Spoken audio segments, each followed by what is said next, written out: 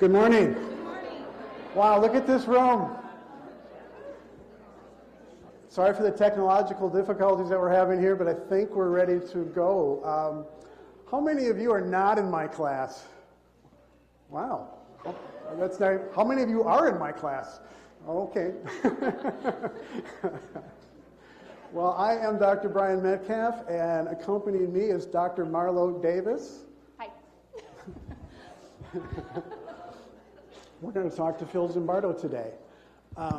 I was going to give a little quick introduction, but I don't want to spend the time. He's a man that does not need an introduction to a room full of psychology people. So with that, I'm just going to, I think I'm just going to start. I'm going to call him up. What do you think? Should I call him up? All right.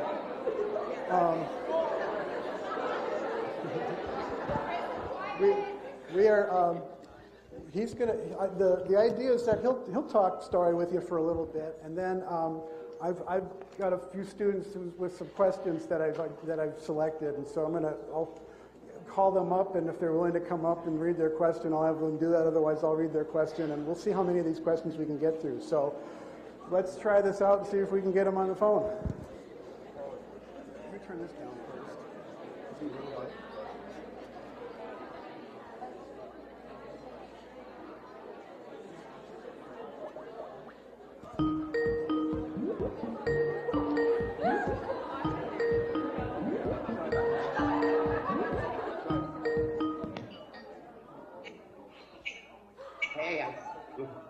Good morning.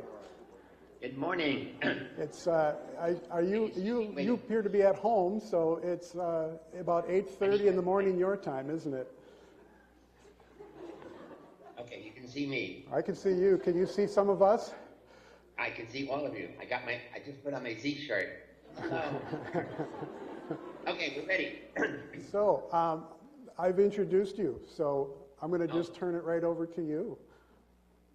Okay. So, I have some questions from some students that we can ask too. So. Yeah. So I'll talk a little bit about how I got into studying evil. Let's see. It's a little feedback. Yeah. So I'm going to talk about how I got into. Are you getting feedback? No, not at all. Okay, I am. So I need a little. Okay. So I'm going to start by saying how I got interested in studying evil and creating evil in the Stanford Prison Experiment. Meaning I'll talk a little bit about my background as a kid growing up in a ghetto. And then I'll mention briefly two of the other things that came out of the prison study, directly out of the prison study. I was the first person in the universe to study the psychology of shyness, what makes ordinary people shy. And not only did I study shyness, I created a group of students at Stanford. I wrote a book called Shyness, What It Is, which is about a popular book that sold hundreds of thousands of copies. And then I started a shyness clinic, which is 100% effective. If you're a shy person, go to our clinic, and the clinic is still running 40 years later. So for me, that's my biggest achievement. That's what I'd like to be remembered for, but nobody remembers. And then I'll mention briefly the psychology of time perspective, which is really very, very significant. And then I'll get into the Heroic Imagination Project, which some of you already are into that, and what that is, and how I got started trying to create a world full of heroes. So hopefully that'll just take half an hour, and then we can open for your questions. And I want to thank Brian. We've been old buddies since he was in Hawaii, and I used to visit Hawaii, giving lectures for the Hawaiian Psychological Association, and working with my colleagues in Hawaii, Rick and Rosemary Sword. They were the first person take my ideas about time perspective and put it in a therapeutic framework. And I'll mention that briefly. Okay, so I'm 85 years old now, which means that I grew up in the 1930s. My family were uneducated, came from uneducated Sicilian background. I am actually 100% Sicilian on my paternal and maternal grandparents' side.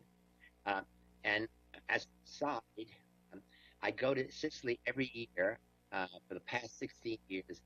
I started an educational foundation where we encourage high school students, the best 20 of the best high school students in two little towns in the mountains of Sicily, to go to college. We give them €1,000 scholarships to do that. I've been doing so. We go every year. We have a big ceremony, and that's one of the things I'm most proud of, because when I first went there and talking about why am I here? Why am I famous? Why did you invite me? Compared to my grandparents, I said the only difference is education. I had the privilege of being educated for free in those days in public schools, and they did not. Uh, and some kids said, it doesn't matter what you know; it only matters who you know. So that's the mafia mentality. It's your connections. So I said, no, it's wrong. Education changes you in a permanent way, not just to get a job. Um, Ultimately, the person with the most brains, most education will get the best jobs. And this is what you want to organize your life around, getting a good education. So growing up in the ghetto in the South Bronx, New York City, some of you may know that New York has 5 boroughs: Manhattan, Brooklyn, Bronx, Queens, and Staten Island. One of those is the Bronx. The Bronx is um, on the north of Manhattan. And in the Bronx, there's a subsection called the South Bronx, which was a ghetto, meaning there were mostly poor immigrant families there. Um, and um, and in any kind of ghetto, there are always men, typically young men, who are there to corrupt kids, tempting them with money uh, to do criminal things, break into the store at night, um, take drugs from one corner to another corner, and things of this kind. Even getting girls to try to sell their bodies. And I had friends who gave into the temptation, and I and other friends didn't. So as a kid of, I don't know, 7, 8, 9 years old, I was asking a fundamental psychological question. What is the difference between uh, people who give into temptation and people who can resist temptation? And actually, more recently, that's become an area of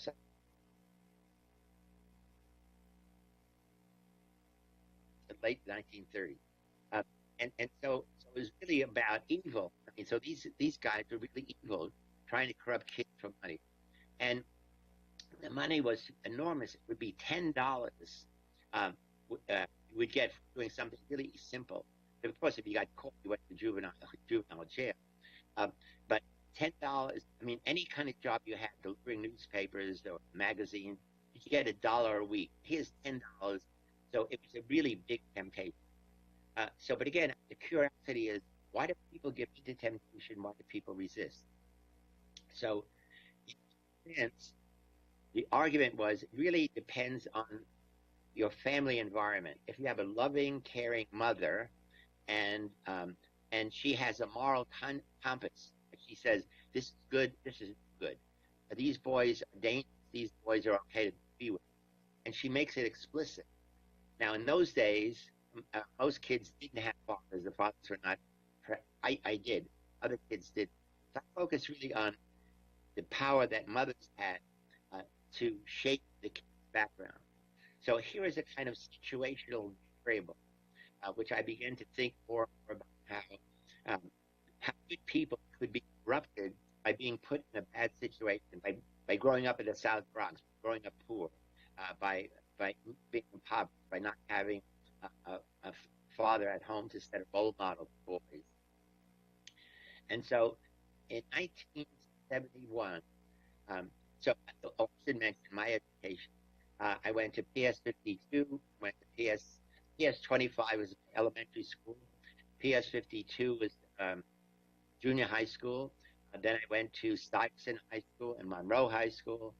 And then I went to Brooklyn College for free. And then I graduated with MA and PhD from me. And for all that education, I didn't spend $1. All of it was free. I got assistantships, fellowships. And so that's why I was able to be educated, and my parents. The problem I had, unlike many of you whose parents insist that you go to school, do well. Uh, in some cases, we talk about helicopter parents who are hovering over you saying, "How are you doing? Work harder, do well." My parents were the opposite. They didn't understand the importance of education, and for them, uh, education was a barrier to getting a job. That because you had to go to school until you were 16, uh, you know, they saw that as you're not bringing any money in. So as soon as I got to be 16, my father said, "Okay, now you can drop out of high school, go to work." I said, "No, Dad, I love school. It's important to graduate." And then the same thing when I graduated high school. Then I wanted to go to college. And so again, I went to Brooklyn College. It was free, no tuition in those days. But I still had to work. I worked at a job every night uh, in Broadway. I used to be what was called a concession boy, selling, when people came in the winter, checking the hats and coats, selling programs of Joe, selling orangeade and Coca-Cola and stuff. And I would do that 5 nights a week and all day Saturday. And for that, we paid $3 a performance. But it was showbiz. But essentially, I got into the mentality of being a full-time student and almost a really a half-time worker. It meant when studying, I had to learn to concentrate really intensely, which I did.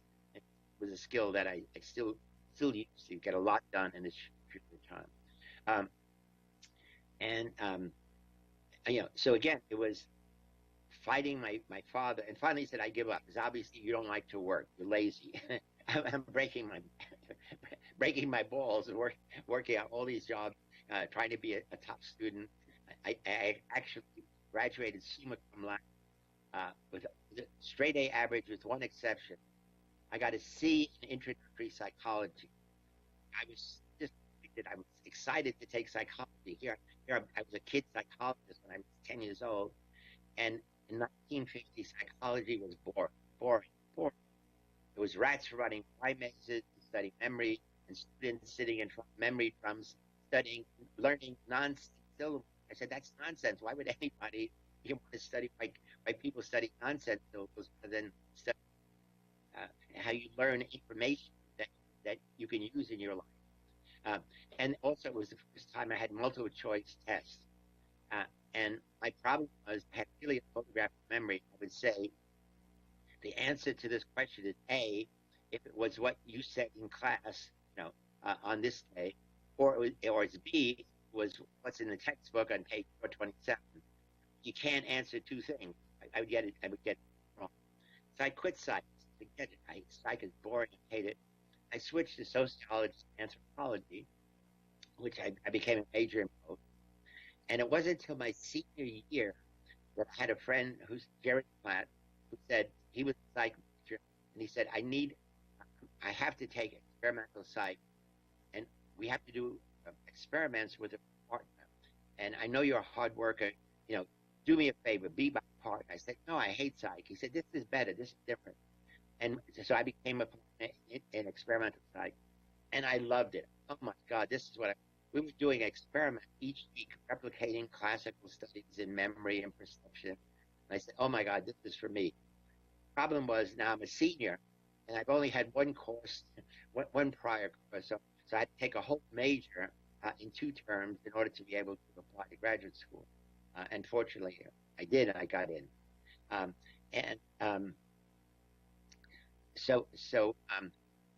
And when I started psychology, at Yale, there was a Center for Communication and Persuasion.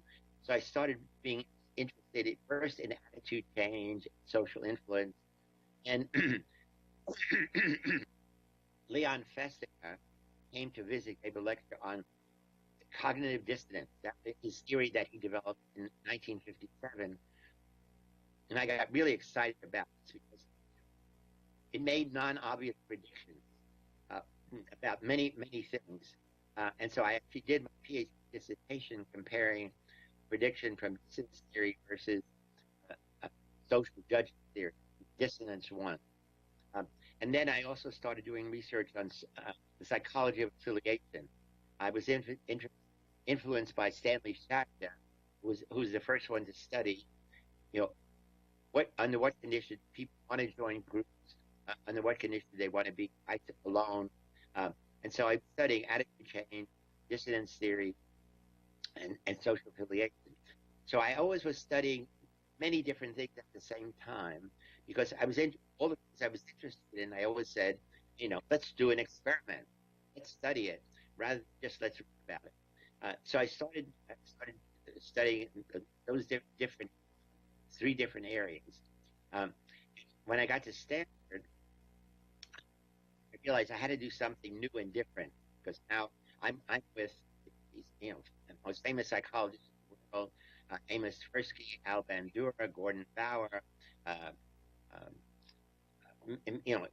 the whole faculty of superstars. Was the youngest one, newest kid on the block, and so the idea was let's do a dramatic field experiment in which we try to demonstrate what are the conditions under which ordinary people could be led to do bad things, like the kids in the Bronx, some kids in the Bronx. But now we wanted to do it within the format of an experiment. So the prison experiment, which was in August 1971. In fact, in a few years, it's going to be the 50th anniversary of that little infamous study. Just very quickly, the study included 24 college students. Now, again, I should mention, I'm sorry.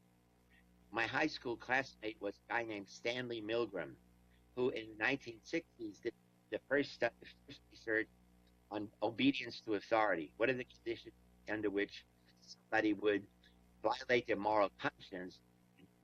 An authority person told them to do, namely harm a stranger who's pretending to be their student and they were pretending to be their teacher.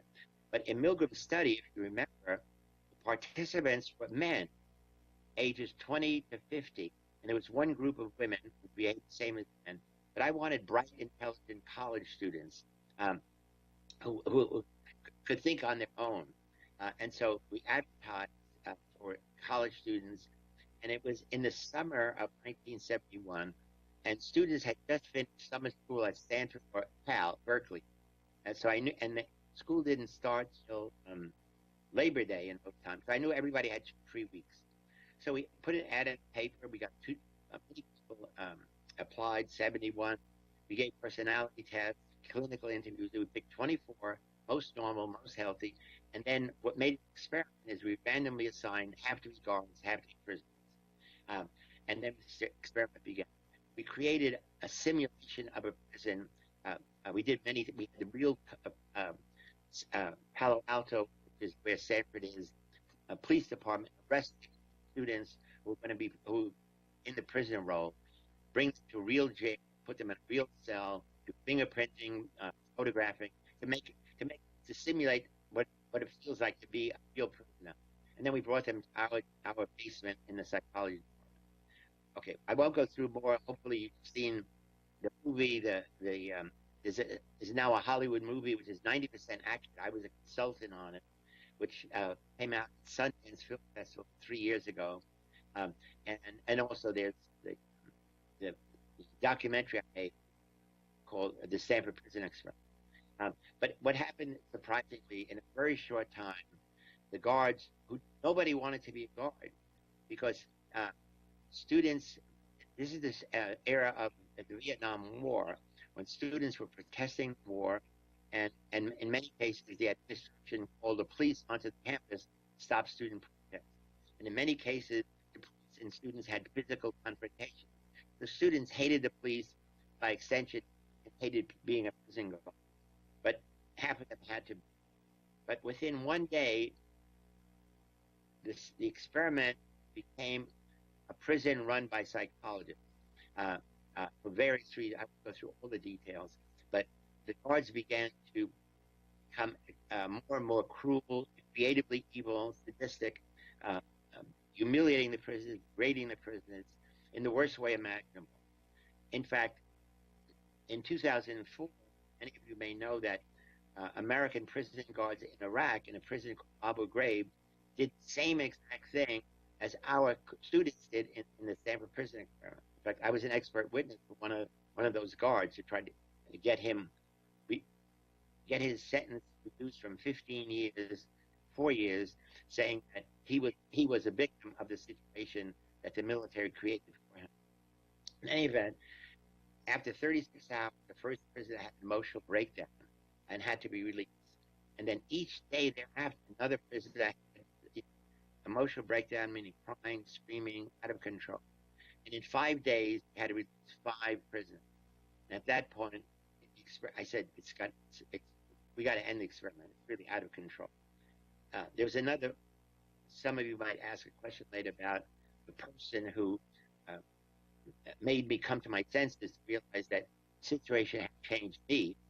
I had become the prison superintendent, who never should have played that role, as well as the principal investigator. So the study ended after 6 days rather than after 2 weeks.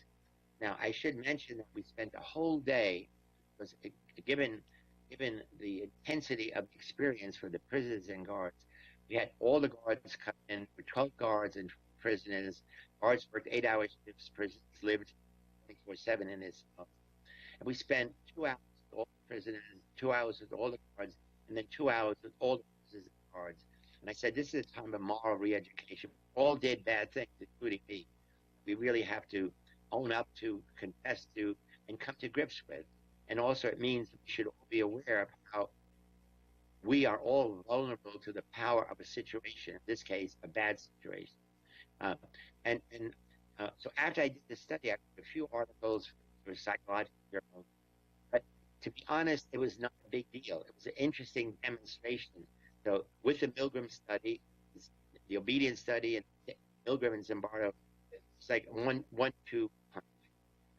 And so I began to study first shyness, because I thought of shyness as a self-imposed psychological prison, in which the shy person makes him or herself both a prisoner by saying, I'm a shy person, therefore I can't do A, B, or C, and also the guard who insists that you don't perform, or you don't make friends, you don't answer the question that the teacher asks.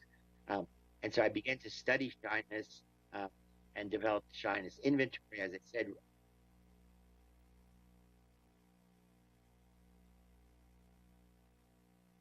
Told me, Dr. Z, we know so much about shyness, and many of the kids working with me were shy. Why don't we develop a clinic to try different techniques? So if you're shy for only 3 reasons. One, you don't have basic social skills. You don't know how to start a conversation, be a good listener, ask questions. And so we can teach you that. Like, that's going to acting school. So we teach those people acting skills. A second reason is you know what to do, but you can't do it because you have these thoughts, these cognitions would say, I'm too ugly, I'm too stupid, I'm too fat, I'm too skinny, I'm too anything negative. So then we're going to do what? Cognitive behavior modification. And the third thing is, it's not cognitive, it's not behavioral, it's physiological.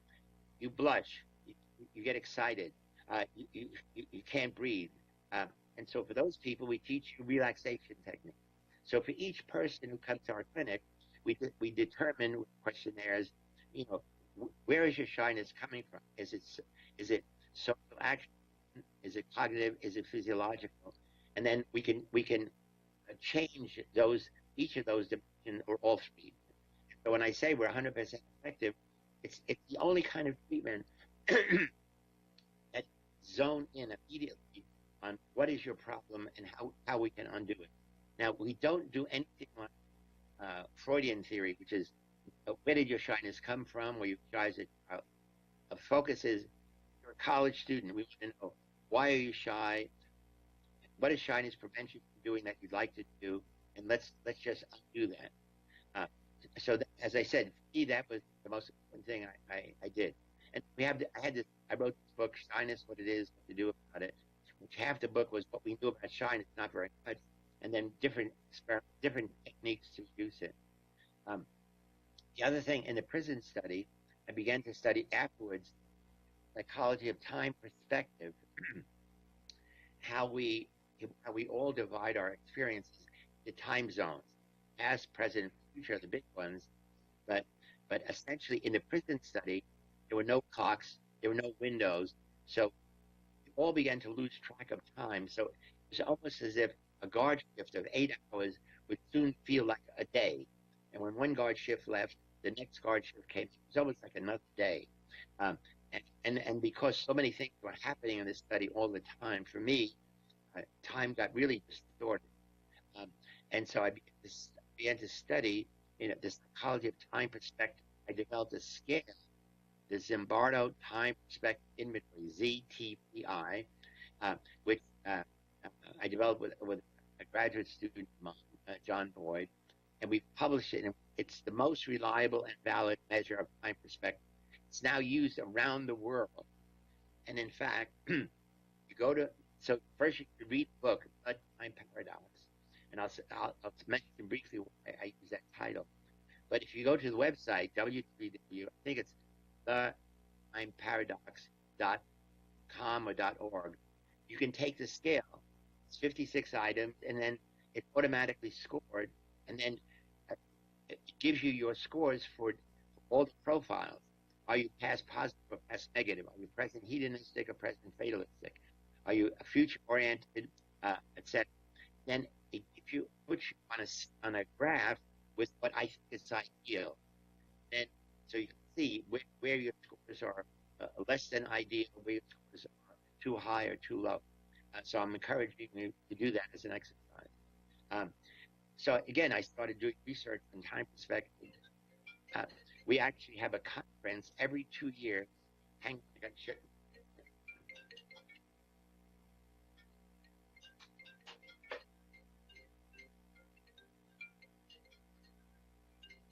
Okay, sorry.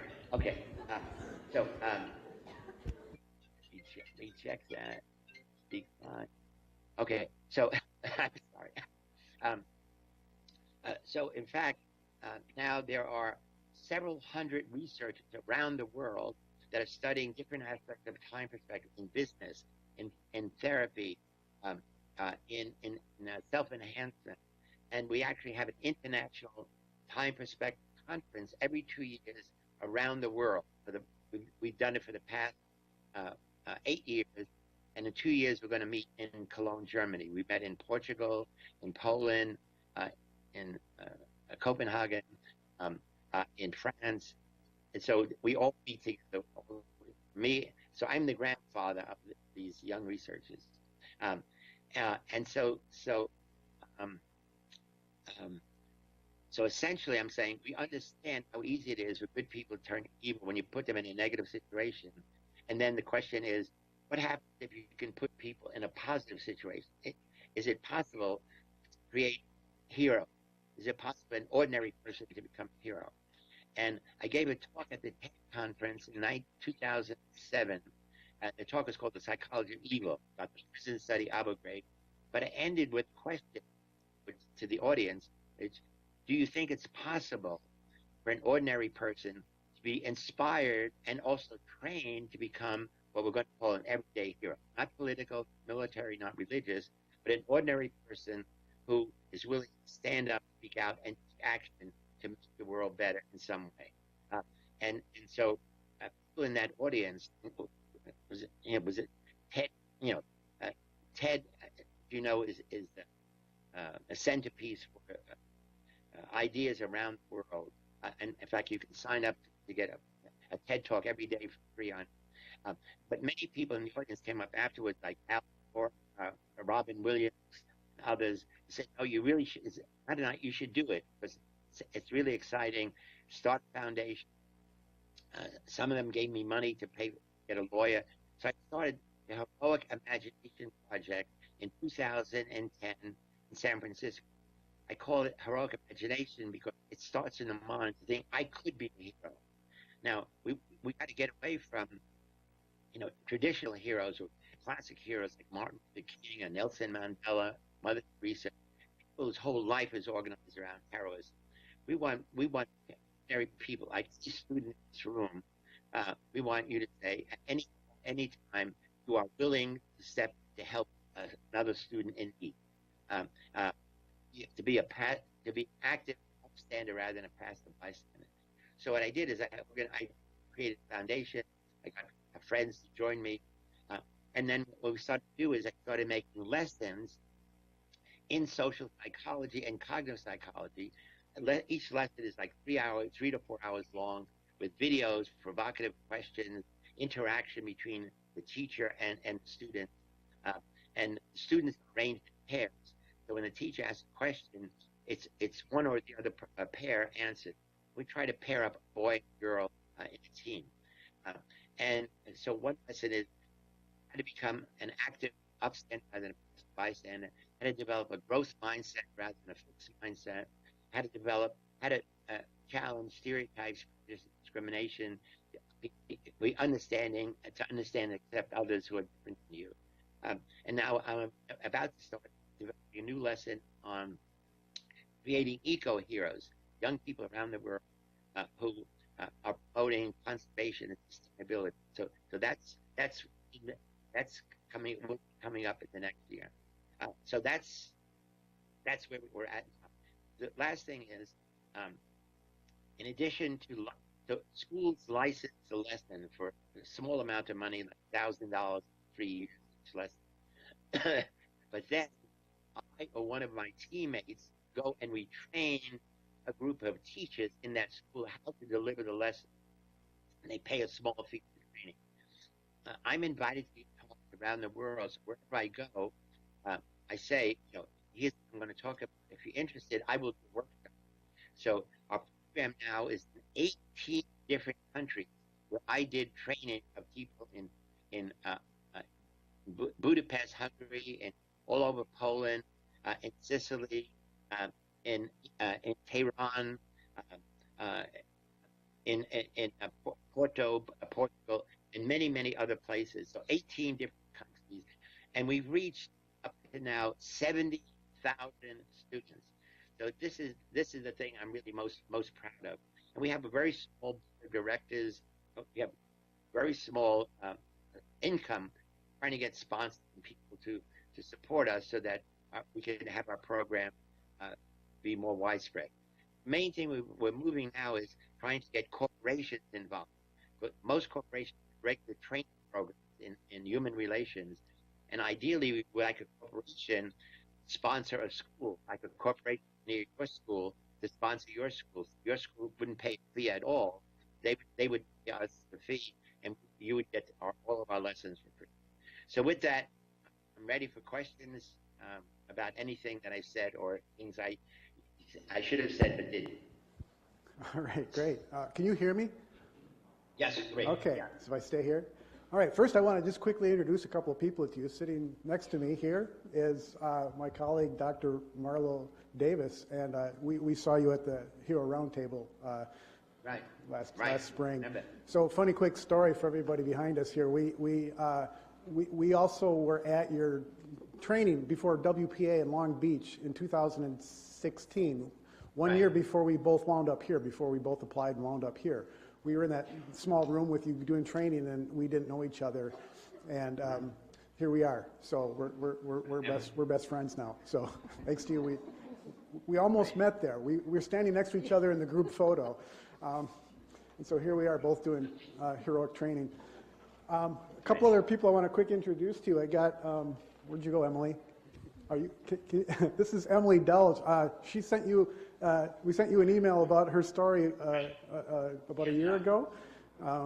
After hearing some of this training stuff in my class, she wrote you a story about how she had saved, might have saved somebody's life at a big crowded concert. Somebody had passed out, and she went and got them help when everyone was just kind of standing around doing nothing. So I just wanted you to. What I appreciate is Brian sent me some examples, activities that you do. And I put them on our website. I share them with people around the world. And I got another one here that you did that for. Emily Hunt. Can you see Emily? Raise your hand, Emily. Audrey, I'm sorry, Audrey. No, I can't see. Come on up here quick. This is Audrey. She's in my class right now, and she's one you just featured on that on your blog just a month ago or so. So I wanted you to meet each other. And so yeah, and I got about, I don't know, 400 of my other best friends behind me here. So now I got some questions here that I selected from students, and I'll ask you to give some maybe quick answers to them. So you folks behind me here, raise your hand if you're a psychology student, please. Okay, this one's particularly for them. Do you have any advice for these future psychologists? Oh, I wish I was a student again. Psychology, hang on. Psychology is more exciting than ever. I mean, psychologists are studying. I should say, when I was a psychologist, most of the students taking psychology were male, and most of the psychologists were male. And I think in the past 20 years, there's been an infusion of female psychologists who have a different gender.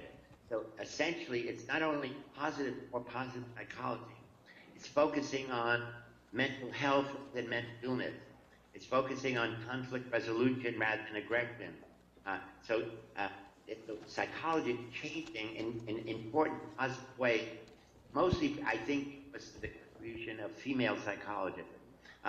But also now, psychology is not just the brain and behavior, it's now neuropsychology. So psychologists are really studying how the brain really influences our behavior. So I would encourage you to take as much psychology as you can, if possible, to go on, get a master's degree. The other thing about psychology students is, especially where you have courses where you have to do essays, you are really highly sought after in many businesses that have no direct connection to psychology. But psychology students know how to think, know how to reason, and know how to write about their ideas, which is very valuable in many businesses. Excellent. Sitting next to me here is Lauren Manley, and she wrote down 5-6 questions, but I'm just going to ask you one of them. So. Okay. What's your favorite TV show or movie? Wait, say it again. Hang on. What's your favorite TV show or movie? TV show? Oh, okay, movie. No, I mean, Is it the Stanford Prison Experiment? Is it the Stanford Prison Experiment movie? No.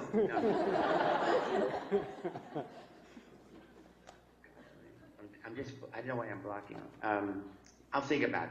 Many of the students asked me to ask you what it felt like to be depicted in a movie. Oh, it felt really weird.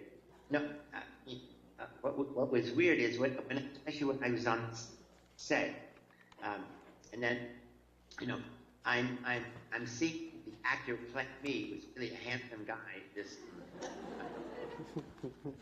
Crudup, Billy Crudup. He was an unknown actor. He was in many Broadway plays, but he was really a handsome guy. So I was pleased to him play me as I was younger. But here he would say sentences that were, from that I had said exactly. So he begins sentence talking, and I'm finishing his sentence, observing when they were filming. So it was weird but exciting. I mean, it's relatively rare that a psychological study becomes a Hollywood movie. And as I said, I was a consultant, and I was able to get them to make the movie 90% accurate. That is, see, the problem is the experiment went 6 days and nights. The movie is 2 hours. That means they had to collapse much of the drama into 2 hours. So typically, nothing in the movie more dramatic than was in the experiment. In fact, if anything, they had cut down on, let's say, a student having a breakdown. Don't show one. students rebelling against the guard. It can only go one. We had a parole headed by an ex-convict. It could only go one student parole. So I'm saying anything, there is more drama in the experiment than was shown in the film. Film has a lot of drama. The main thing they changed was, the real reason I ended the study was, I had started meeting a woman, Christina Maslach, been my graduate student, had graduated, was now going to be a professor at Berkeley. And we had decided that we would live together, and if it worked out, we'd get married, have kids. And she happened to be Stanford during the study. And he called me to say, hey, let's have dinner Thursday night. Thursday night is 5 nights into the study. And she came down and she saw the guards abusing the prisoners, putting bags over their heads, taking them, cursing. And I, as the prison superintendent, for me, it was just a check mark. It was the 10 o'clock toilet run. For her, she said, horrible that you're dehumanizing these students. She runs out and we have this big argument. And the argument actually was later, we recreated it, a film called The Human Zoo. And she said, you have been changed by your experiment. You love students. Here these are students. They're not prisoners, and you're allowing them to be psychologically abused.